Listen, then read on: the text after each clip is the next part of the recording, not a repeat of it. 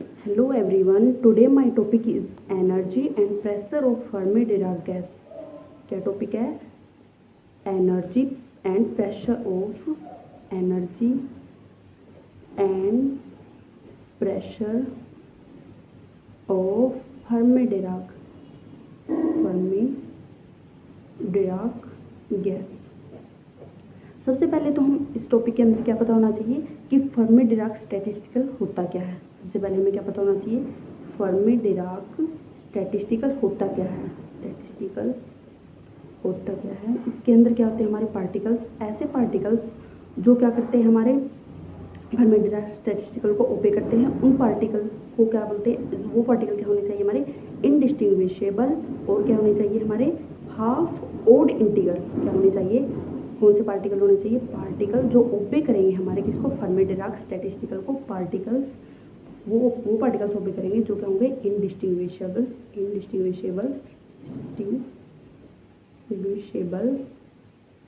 और क्या होंगे हमारे, इनकी स्पिन कैसी होगी, इनकी स्पिन होगी हाफ इंटीग्रल। इनकी स्पिन कैसी होगी, हाफ इंटीग्रल स्पिन होगी इनकी। और जैसे 1/2, 3/2 एंड अप टू 3। और क्या होंगे हमारे जो इसको Fermi-Dirac स्टैटिस्टिकल को ओबे करेंगे, उन पार्टिकल को हम क्या बोलेंगे, उन पार्टिकल को हम बोलेंगे फर्मिओन्स। उन पार्टिकल्स को क्या बोलेंगे हम, फर्मिओन्स। और जो पार्टिकल Fermi-Dirac स्टैटिस्टिकल को ओबे करते हैं, वो पार्टिकल किसको ओबे करेंगे, वो पार्टिकल्स ओबे करेंगे, किसको ओबे करेंगे, पोली एक्सक्लूजन प्रिंसिपल को। पोली एक्सक्लूजन प्रिंसिपल, पार्टिकल्स ओबे पोली एक्सक्लूजन। और पोली एक्सक्लूजन प्रिंसिपल हमारा क्या कहता है, पोली एक्सक्लूजन प्रिंसिपल हमारा कहता है कि जो हमारी एनर्जी स्टेट होती है या हमारा शेल होता है, उसके अंदर एक से ज़्यादा पार्टिकल हमारे क्या नहीं है, वो ऑक्यूपाई नहीं कर सकते उस स्टेट को। यानी कि उस स्टेट के अंदर क्या आएगा, सिर्फ एक पार्टिकल आएगा। पोली एक्सक्लूजन हमारा प्रिंसिपल यही कहता है कि एक एनर्जी स्टेट के अंदर हमारे क्या आएगा, सिर्फ एक पार्टिकल आएगा। तो हमारा टॉपिक क्या था, energy and pressure of Fermi-Dirac gas. और इसके अंदर हमने क्या देखा था, जो हमारे पार्टिकल्स थे, जैसे हमने एग्जांपल के तौर पर हम बताएं तो इलेक्ट्रॉन्स, प्रोटॉन्स एंड न्यूट्रॉन्स। तो हम टॉपिक के अंदर क्या क्या निकालेंगे, एनर्जी एंड प्रेशर। टॉपिक के अंदर क्या निकालेंगे, energy and pressure. Energy and pressure की वैल्यू निकालने के लिए सबसे पहले हम क्या करेंगे, इसके अंदर एक कंसीडर करेंगे। इसके अंदर क्या कंसीडर करेंगे, कंसीडर एन असेंबली इसकी पार्टिकल्स की, या फिर हम बोले Fermi-Dirac gas in which Fermi-Dirac gas in विच, इसके अंदर क्या होगा, हमारे जो पार्टिकल्स होंगे हमारे, वो क्या करेंगे, आइडेंटिकल होंगे। सबसे पहले क्या होंगे, वो आइडेंटिकल होंगे, ऊपर हमने देखा। और क्या होंगे, इनडिस्टिंग्विशेबल।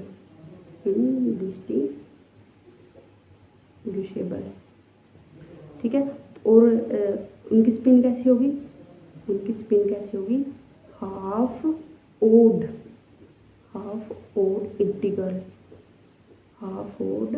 इंटीग्रल मल्टीपल ऑफ किसके, मल्टीपल ऑफ एच कट। और अब हम वेव फंक्शन क्या लेंगे, जो हमारा वेव फंक्शन होगा एंटी सिमेट्रिक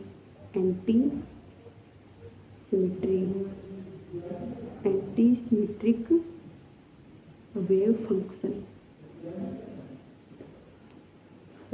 हम इसके अंदर क्या करेंगे, हम इसके अंदर मान लेंगे एन क्या हमारे नंबर ऑफ पार्टिकल्स, और एन आई क्या डिनोट करेगा हमारा, it means the number of particles या मोलिक्यूल्स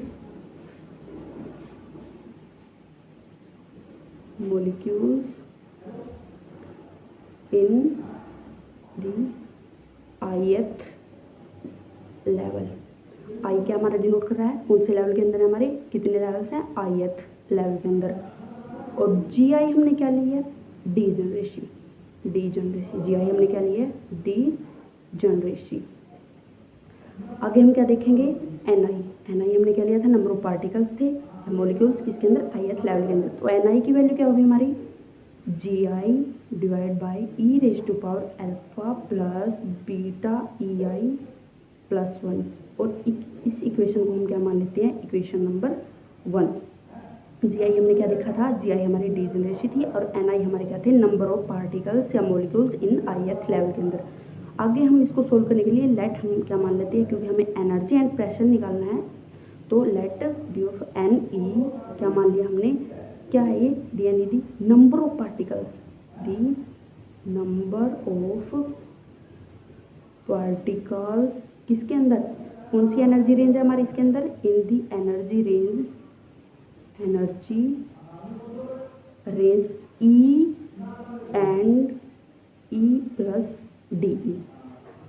तो आगे हम क्या करेंगे, इसकी वैल्यू क्या है, D of N is equal to ji S G of E D E divide by D E raise to power क्या होगा, E by K T plus 1। और इस इक्वेशन को हम क्या देंगे, नंबरिंग इक्वेशन नंबर 2, जिसके अंदर हमें पता है जी एस क्या था हमारा, जी एस हमारा, जी का हमें पता है डीजनरेसी, जी आई का मतलब डीजनरेसी थी और जी एस का मतलब कैसे, स्पिन डीजनरेसी, स्पिन डी, ये क्या बताएगी, स्पिन डीजनरेसी।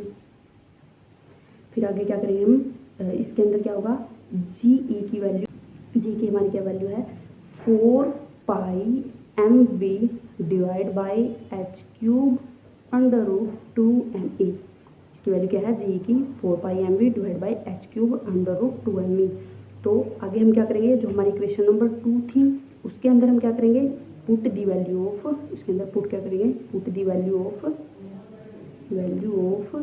जी ई। जी के अंदर हम जब वैल्यू पुट करेंगे तो क्या है, डी ऑफ एन ई हमारी क्या आएगी, is equal to G S 4 pi M we under root 2 M E D E divide by H cube D E by K T plus 1। जब हमने क्या पुट की है, जी ई की वैल्यू किसके अंदर पुट की है, हमारे इसके अंदर इक्वेशन नंबर, जो हमने नंबरिंग दी थी इक्वेशन नंबर 2 के अंदर। फिर आगे हम क्या निकालेंगे, टोटल नंबर ऑफ पार्टिकल। जब हम टोटल नंबर ऑफ पार्टिकल निकालते हैं, इसके लिए क्या करते हैं, integration total number of particles, total number of particles. तो क्या होगा, एन इज इक्वल टू, इसका इंटीग्रेशन और लिमिट क्या लेंगे, 0 to infinity D of N E. इसके अंदर हम क्या पुट कर देंगे, value D of N E की, जो हमारी अपर वैल्यू है। तो आगे क्या आएगा, G S 4 pi M we under root 2 M divide by H cube integration 0 to infinity E raise to power 1/2 D E divide by D E raise to power क्या है, E by K T plus 1। इसको क्या number देंगे हम, equation number 3। अब हम इस integration को सोल्व करने के लिए हम क्या करेंगे, पुट कर देंगे ई बाई के टी, जो हमारा ई बाई के टी है ई रेज टू पावर में, इसको क्या पुट कर देंगे एक्स, और हमारी ई की वैल्यू क्या आएगी, इस साइड एक्स के टी। अब डिफ्रेंशिएशन कर देंगे इसका, तो D E is equal to क्या आएगा, के टी डी एक्स। अब ये जो हमारी वैल्यू आई है, हम इसको क्या है अपर इसके अंदर इक्वेशन के अंदर क्या करेंगे, पुट करके हम आगे क्या करेंगे, इसको सोल्व करेंगे। तो एन हमारी क्या वैल्यू आएगी, N is equal to G S 4 pi M we under root 2 m k t power 3/2 integration x to power 1/2 d x divide by D E raise to power x plus 1। अब हम इसको solve करने के लिए क्या है, इसको इसके अंदर क्या करें, जेड टी मान लेंगे, किसको, जेड टी हमारी वैल्यू क्या है, 2 M pi K T divide by X square to power 3/2 V क्या है, वॉल्यूम। तो आगे क्या होगा, अब हम जो हमारी ये इक्वेशन थी इसको क्या कर देंगे, जेड टी को इसके अंदर क्या कर देंगे, पुट कर देंगे जेड टी, इसको एन इज इक्वल टू, तो हमारी वैल्यू क्या आएगी, N is equal to 2 G S ZT divide by under root pi integration x1/2 to power dx divide by d e raise to power x plus 1। इसी equation को क्या मान लेंगे हम, इक्वेशन नंबर 4। हमें पता है E क्या हमारी एनर्जी है, तो आगे क्या करेंगे, एनर्जी निकालने के लिए E is equal to integration कर देंगे E of dn। E is equal to GS 4 pi mv under root 2m divide by h cube integration E 3/2 dE divide by DE raise to power E by KT plus 1। जैसे हमें पता है कि पीछे हमने क्या पुट किया था हमने क्या E बाई KT क्या पुट किया था, x पुट किया था, और E तो E हमारा क्या आ गया था KTx, और हमारा DE था वो क्या था KT dx। तो E एनर्जी की वैल्यू क्या है हमारी GS 4 pi mv under root 2m KT 3/2 divide by h cube, और KT इंटीग्रेशन कितना x 3/2 dx divide by DE raise to power x plus 1। आगे हम इसको जब सोल्व करेंगे तो 2GS ZT divide by under root pi जो हमारा ये आएगा, और KT integration 0 to infinity x 3/2 power dx divide by DE raise to power x plus 1। अब हम इस इक्वेशन को क्या नंबरिंग देंगे, equation number 5।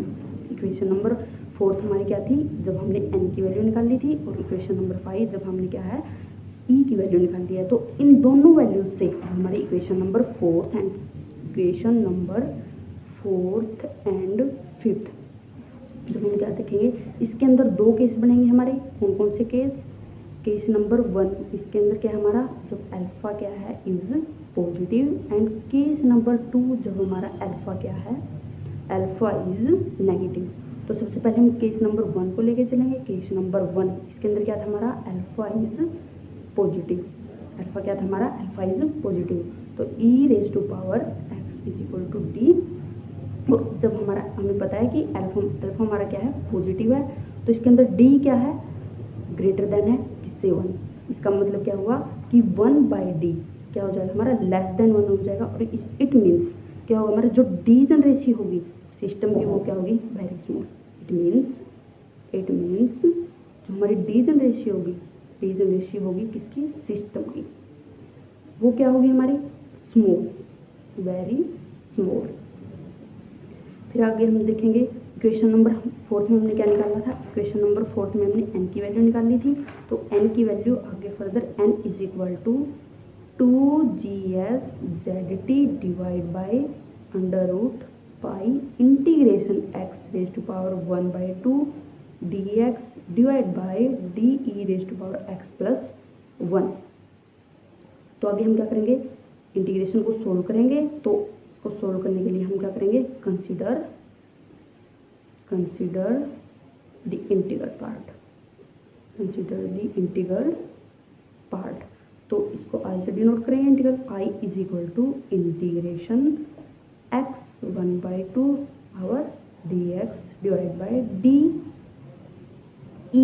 Raise to power x plus 1 is equal to, इसकी लिमिट लगा देंगे 0 to infinity x raise to power 1/2 dx divide by, अब इसके अंदर हम क्या करेंगे, d को इसके अंदर कॉमन ले लेंगे, बाहर निकालेंगे, तो e raise to power x plus 1/d, क्योंकि यहाँ पे क्या है d नहीं है तो 1/d। आगे क्या करेंगे, 1/d को बाहर निकालेंगे, तो integration 0 to infinity x 1/2 dx divide by, हमने क्या निकाल लिया इसके अंदर से e raise to power x बाहर निकाल लिया, तो अंदर क्या बचेगा 1 plus 1 divide by e raise to power x क्या होगा हमारा। फिर आगे क्या होगा 1/d integration 0 to infinity x 1/2 dx divide by e raise to power x 1 plus, हम क्या करेंगे इसको ऊपर लेके आएंगे तो इसकी पावर क्या होगी minus e raise to power minus. आगे जब हम इसको सोल्व करेंगे तो हमारी क्या आएगी, 1/d इंटीग्रेशन 0 to इन्फिनिटी और x की पावर 1/2 e⁻x।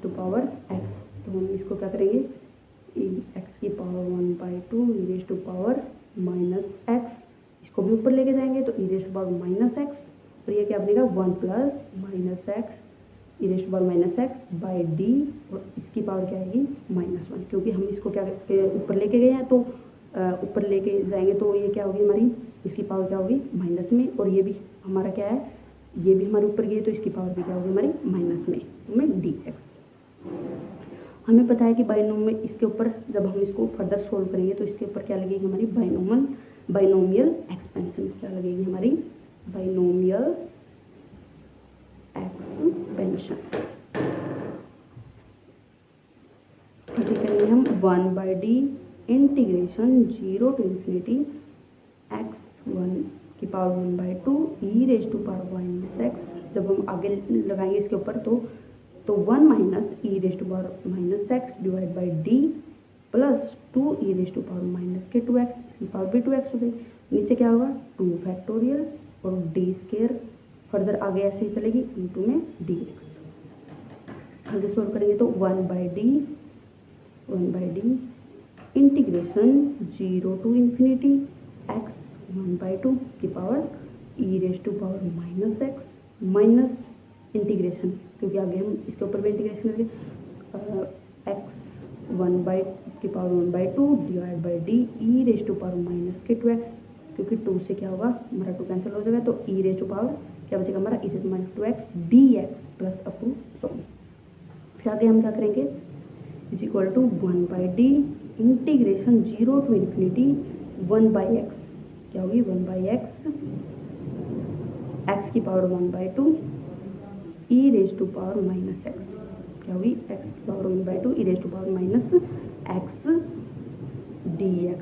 आगे हम इसकी अंदर मल्टीप्लाई करेंगे तो ये क्या होगा 1/d², क्योंकि d और d क्या होगा d² हो गया।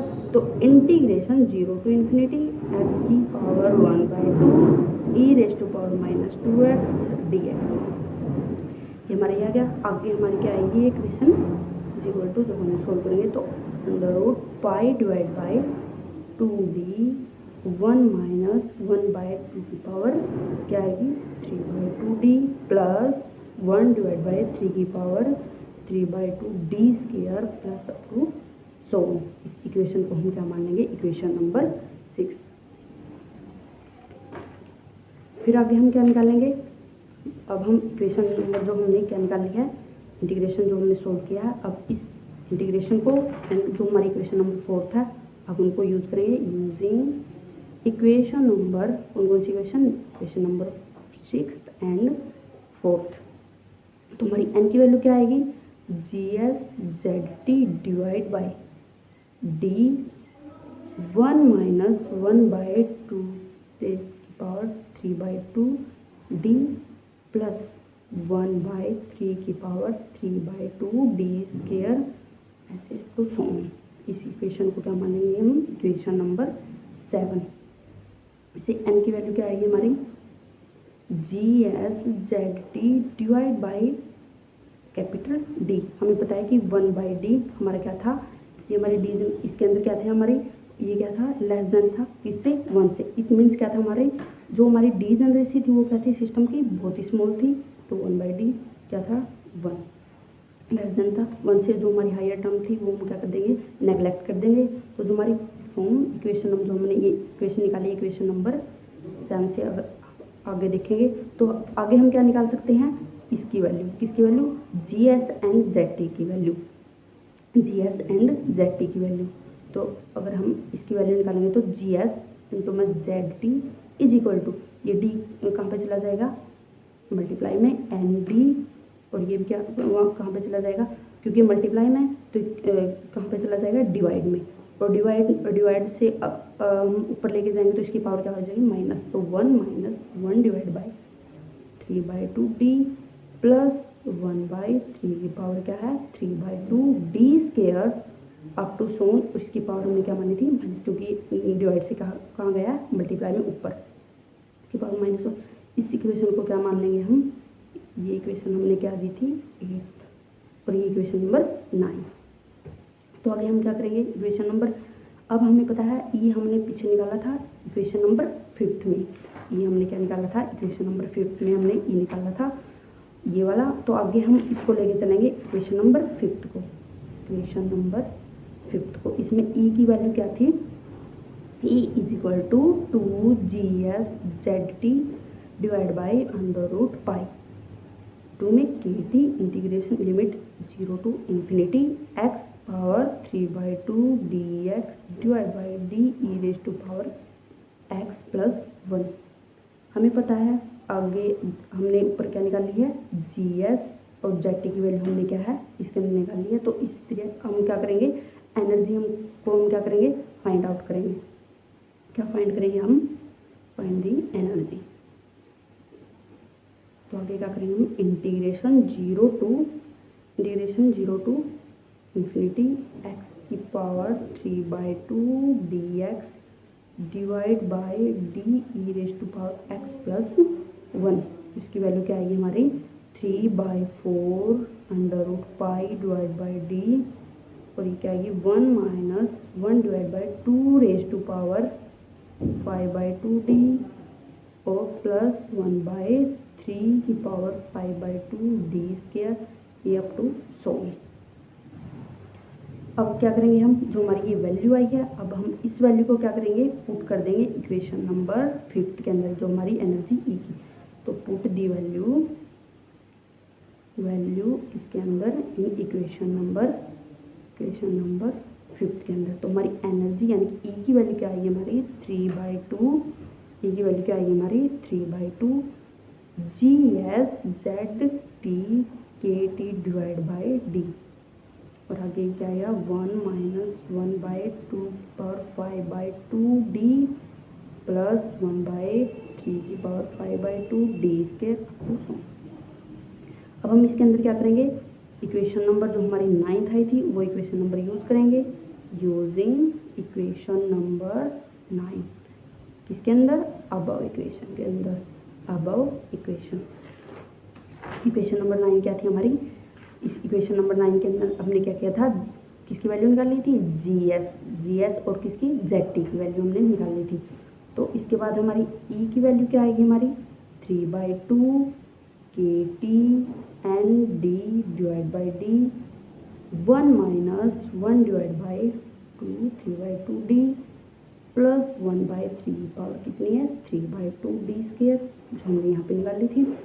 और फिर आगे क्या है इसकी वैल्यू क्या है ये हमारी, ये वैल्यू 1 - 1 डिवाइड बाई 2 की power 5/2 D plus 1 divide by 3 की पावर 5/2 डी स्क्वायर। इसके अंदर क्या होगा डी से डी कैंसिल हो जाएगा, तो इसको सोल्व करने के बाद हमारे क्या आएगा E = 3/2 KT N, क्योंकि N भी है ये N KT, और ये क्या आएगी हमारी 1 + 1 डिवाइड बाई 2 की power 3/2 D minus 1 divide by 3 की पावर 3/2 डी स्क्वायर टू 100। और ये हमारा बचा है 1 - डिवाइड बाई 2 की power 5/2 D plus 1 divide by 3 की पावर 5/2 डी स्क्वायर टू 100। जब हम इसको सिंप्लीफाई करेंगे इसको इस इक्वेशन को, तो हमारी एनर्जी की वैल्यू क्या आएगी, energy is equal to 3/2 NKT और 1 + 1/2 की पावर 3 5/2 क्या हुई 5/2 डी माइनस 1 डिवाइड बाई 3 की power 5/2 D square plus 2 up to 100। ये हमारी डी जनरेसी किसके लिए थी, ये एक्सप्रेशन था किसका डी जनरेसी का। इसके अंदर क्या दिखा हमने एनर्जी एक्सप्रेशन किसका था ये फॉर वीक डी जनरेसी, इसके लिए था वीक डी जनरेसी के लिए। अब हम क्या करेंगे आगे क्या करेंगे हम केस नंबर 2 के अंदर हमने क्या किया था, 2 केस लिए थे। केस फर्स्ट के अंदर क्या किया है हमने जो अल्फा है वो हमने पॉजिटिव लिया है, और केस नंबर सेकंड इसके अंदर हम क्या करेंगे जब हमारा अल्फा क्या है इज नेगेटिव, अल्फा क्या हमारा अल्फा इज नेगेटिव, और इसके अंदर क्या होगी हमारी डिवीजन रेशियो कैसी होगी, इन दिस केस हम क्या करेंगे, जो हमारी डिवीजन रेशियो होगी क्या होगी, स्ट्रॉन्ग होगी, हमारी डिवीजन रेशियो क्या होगी, स्ट्रॉन्ग, वीक थी, इसके अंदर क्या होगी, स्ट्रॉन्ग। तो इसके अंदर क्या होगा हमारा पिछला केस नंबर, उसके अंदर क्या लिया था हमने, तो 1/d था, वो क्या था, लेस देन 1 था। लेकिन इसके अंदर क्या होगा हमारा, जब हमने अल्फा क्या लिया है, negative d double greater double less than किससे, 1 से, तो इट मीन्स 1/d क्या होगा हमारा, डबल ग्रेटर होगा किससे, 1 से। क्या था, डबल लेस देन था किससे, 1 से, तो 1/d क्या होगा हमारा, डबल ग्रेटर देन होगा किससे, 1 से। So 1/d is equal to 1/n/g as ZT। ZT की हमने पीछे वैल्यू निकाली थी, ZT क्या था हमारा, ZT is equal to 2πmkt divide by h² की पावर 3/2 टू v।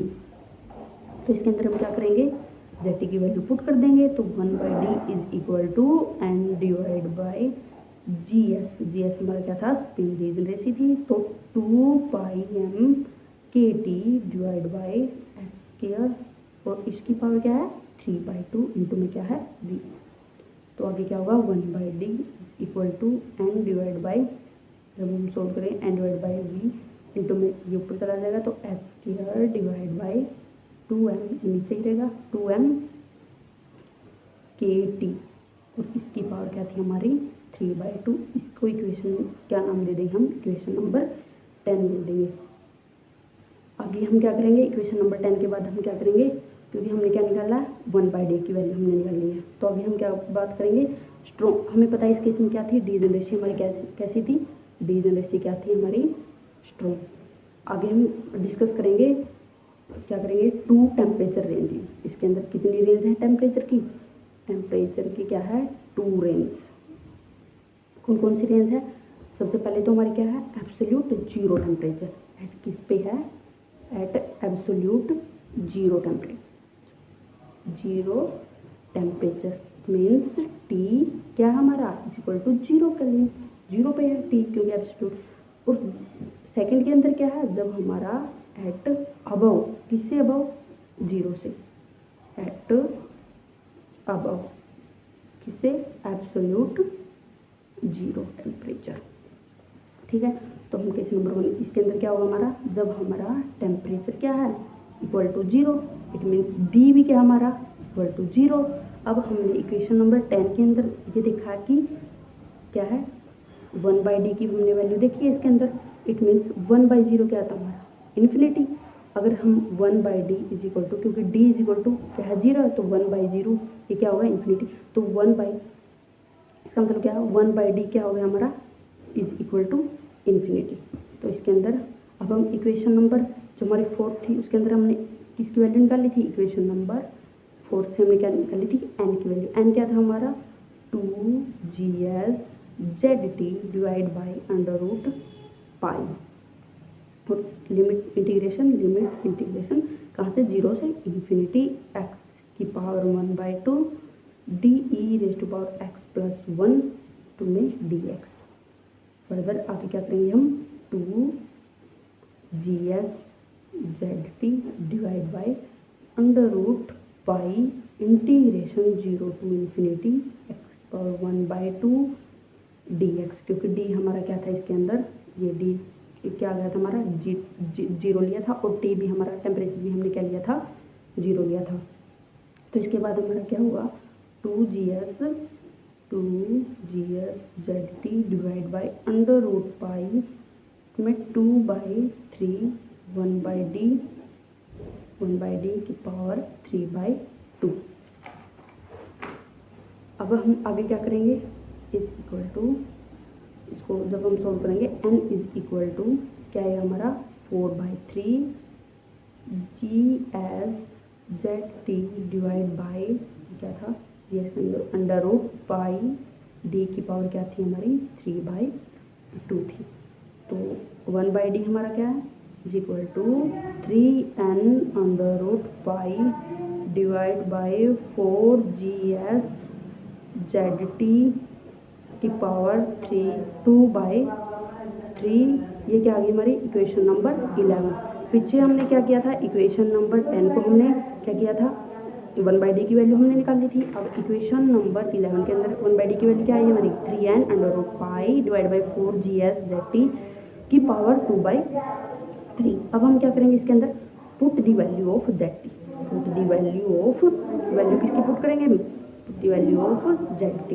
तो हमारी 1/d is equal to x² divide by 2mkt, और इसकी वैल्यू क्या आएगी 3n/4π/vgs, और इसकी पावर क्या है 2/3। इक्वेशन नंबर क्या नाम दे दिया हमने, 12, इक्वेशन नंबर 12। अब हम क्या करेंगे, एनर्जी को निकालने के लिए हम अब क्या करेंगे, इक्वेशन नंबर जो 6 है, हमने ई की वैल्यू हमने क्या निकाली थी उसके अंदर, इक्वेशन नंबर फ्रॉम किससे, इक्वेशन नंबर 6 से क्या थी हमारी, ई क्या थी हमारी 2GSZT, तो हमने पीछे निकाली थी इक्वेशन नंबर 6, इक्वेशन नंबर ये। अब इससे हम क्या करेंगे, energy is equal to 2GSZT KT divide by √π, और इंटीग्रेशन लिमिट कहाँ से, 0 से इन्फिनिटी, x की power 3/2 dx divide by d(e⁻x+1). और हमने क्या देखा है, t पे t हमारा 0 था, d भी हमारा 0 था, और 1/d हमारा क्या था, इन्फिनिटी था। तो अब हम क्या करेंगे, e की किस पे, एट किस पे, 0 पे, यानी कि इसका मतलब 0 point energy, e is equal to 0 point energy, यानी कि 2GSZT KT divide by √π integration कहाँ से, क्योंकि 1/d हमारा क्या है, 1/d इन्फिनिटी है, तो यहाँ पे इन्फिनिटी की जगह हम क्या पुट कर देंगे 1/d, और x की पावर 3/2 dx। हमने क्या पुट किया है, इंटीग्रेशन के लिए हमने 0 टू इन्फिनिटी, तो इन्फिनिटी की जगह हमने क्या पुट किया है 1/d। तो आगे हम जब हम इसको सोल्व करेंगे 2GSZT KT डिवाइड बाई √π, और जब हम इंटीग्रेशन को सोल्व करते हैं तो इसकी पावर क्या हो जाएगी मेरी, x की पावर 5/2 डिवाइड बाई 5/2, और हमारी लिमिट है 0 से 1/d। आगे हम इसको सोल्व करेंगे, लिमिट पुट करेंगे, 0 वाली लिमिट पुट करेंगे तो x की पावर क्या हो जाएगी मेरी 0, तो ये 0 है, बस हमारे क्या पुट करेंगे हम इसके अंदर 1/d। तो आगे हमारी क्या होगी, is equal to 2GSZT KT divide by √π, और 2/5, 1/d की पावर हमने क्या है 5/2। आगे क्या होगा फिर 4 divide by 5 GSZT KT divide by √π, और 1/d की पावर क्या थी हमारी 5/2। जब हमने सोल्व किया तो आगे हम क्या पुट करेंगे, किसकी वैल्यू पुट कर देंगे हम, हमें पता है ZT की वैल्यू है, और किसकी वैल्यू है 1/d की, इन दोनों की वैल्यू।